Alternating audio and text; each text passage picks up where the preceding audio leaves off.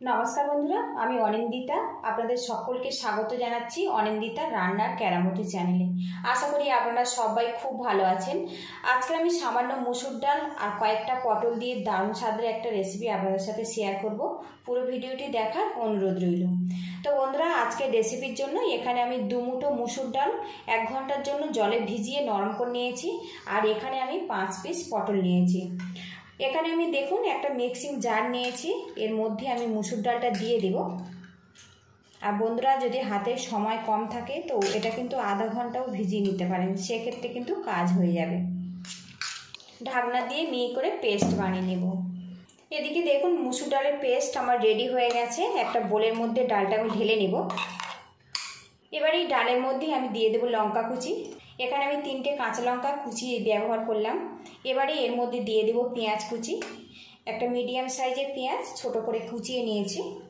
এবারে এর মধ্যে দিয়ে দেবো সামান্য পরিমাণে হলুদের গুঁড়ো, দিয়ে দেবো সামান্য পরিমাণে ঝাল লঙ্কার গুঁড়ো। এখানে আমি কাঁচা লঙ্কা ব্যবহার করলাম আর সামান্য একটু লঙ্কার গুঁড়ো ব্যবহার করলাম। আপনারা চাইলে কিন্তু পুরো কাঁচা লঙ্কা দিয়ে এই রেসিপিটা বানাতে পারেন। দিয়ে দেবো স্বাদ মতো লবণ। এবার এটা ভালো করে মিক্স করে নেব।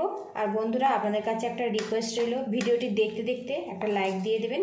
আর চ্যানেলে নতুন হয়ে থাকলে চ্যানেলটিকে সাবস্ক্রাইব করে পাশে থাকে বেল আইকনটি অন করে অলে ক্লিক করে দেবেন। পরবর্তী নতুন ভিডিওগুলো সবার আগে নোটিফিকেশান আপনার কাছে চলে যাবে।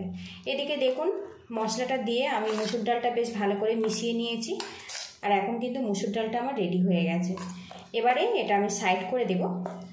এবারে পটলের গায়ের খোসাটা আমি ছাড়িয়ে নেব। প্রথমে দুটোর দিক আমি কেটে নিয়েছি আর এইভাবে একটু কেটে নেব। আপনারা চাইলে খোসা রেখেও কিন্তু এই রেসিপিটা বানাতে পারেন। আমি হালকা হালকা খোসা রেখে এই রেসিপিটা বানাবো। পটলের গায়ের খোসাটা আমি ছাড়িয়ে নিয়েছি। আর এখানে দেখুন একটা ছুরি নিয়েছি। পটলটা মাঝে থেকে দুটো ভাগ করে আমি কেটে নেব। একটু সমান করেই আমি কিন্তু পটলটা কেটে নেব। দেখুন এইভাবে কেটে নেব। বাকি পটলগুলো কিন্তু আমি এইভাবে খোসা ছাড়িয়ে দুটো ভাগ করে কেটে নেব। এদিকে দেখুন পটলের খোসাটা ছাড়িয়ে দুটো ভাগ করে কেটে নিয়েছি। এখানে আমি একটা চামচ নিয়েছি, এর মধ্যে দানাটা আমি সাইড করে দেব। আজকে আমি যে রেসিপিটা বানাচ্ছি বন্ধুরা, এতে কিন্তু দানা থাকলে অত খেতে ভালো লাগবে না। আর এইভাবে আমি দানাগুলো বাদ দিয়ে দেব। দেখুন পটলের দানাগুলো আমি সাইড করে দিয়েছি। এবারে এর মধ্যে স্বাদ মতো লবণ দিয়ে দেব, সামান্য পরিমাণে হলুদের গুঁড়ো দিয়ে দেব। এবারে এগুলো আমি হাত দিয়ে ভালো করে মাখিয়ে নেব। আর বন্ধুরা, আপনাদের কাছে রিকোয়েস্ট রইল একটা লাইক দিয়ে দেবেন। আপনাদের একটা লাইক আমার কাছে কিন্তু অনেকটাই মূল্যবান, যাতে পরবর্তী নতুন নতুন ভিডিও বানাতে অনেকটাই সাহায্য করবে। লবণ আর হলুদটা কিন্তু পটলের গায়ে বেশ ভালো করে মাখিয়ে নেব। এদিকে প্যানটা আমি গরম করে নিয়েছি আর এর মধ্যে আমি 2 চামচ সরিষার তেল দিয়ে দেব। এখানে আমি বড় চামচের 2 চামচ তেল ব্যবহার করলাম। তেলটা ভালো করে গরম করে নেব। এদিকে দেখুন তেলটা কিন্তু গরম হয়ে গেছে। আর এখানে আমি ডালের মিশ্রণটা নিয়েছি, সাথে একটা পটল নিয়েছি। এবারে এই পটলের মধ্যে ডালের মিশ্রণটা আমি একদম পুরোপুরিভাবে ভরে দেব। তো দেখুন একদম পুরোপুরিভাবে ভরে দিয়েছি, এইভাবে রেডি করে নিয়েছি। দেখুন এবারে প্যানের মধ্যে আমি এটা দিয়ে দেব। আবারও ডালের মিশ্রণ নিয়েছি, একটা পটল নিয়েছি আর এইভাবে কিন্তু ডালের পুরটা দিয়ে দেব। আর একটু যদি পটলের মধ্যে ডালের পুরটা একটু বেশি পরিমাণে দেওয়া যায় তাহলে কিন্তু এই পটলটা খেতে বেশি ভালো লাগবে। তো দেখুন আরও একটা রেডি করে নিয়েছি, আবারও তেলের মধ্যে দিয়ে দেব। আর সবগুলো আমি এইভাবে রেডি করে নেব।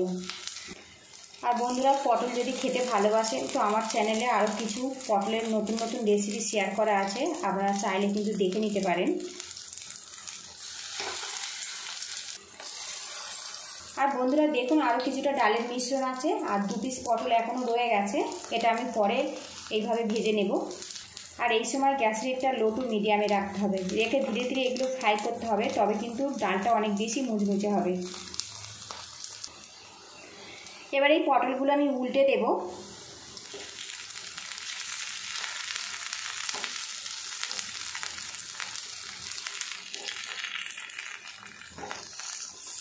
তো দেখুন কত সুন্দর কালার চলে এসছে। আর ওপরে পোর্শনটা কিন্তু বেশ শক্ত হয়ে গেছে।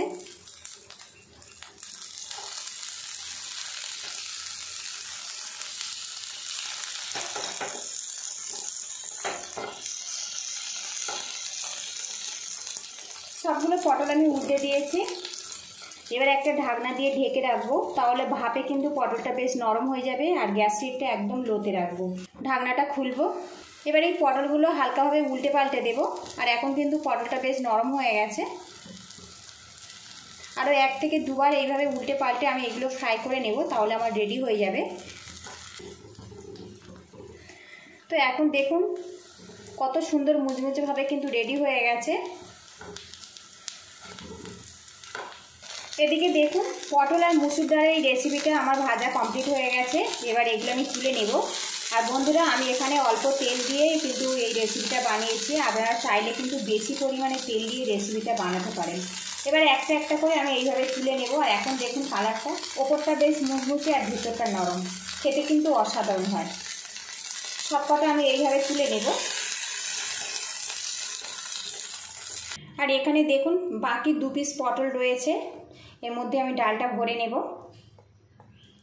আবারও তেলের মধ্যে দিয়ে এইভাবে ফ্রাই করে নেব।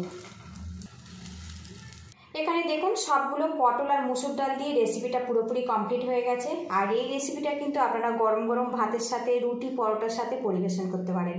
খেতে কিন্তু সত্যি অসাধারণ হয়। পুরো ভিডিওটি দেখার জন্য ধন্যবাদ রইল। আপনারা ভালো থাকবেন, সুস্থ থাকবেন। দেখা হবে নেক্সট ভিডিওতে।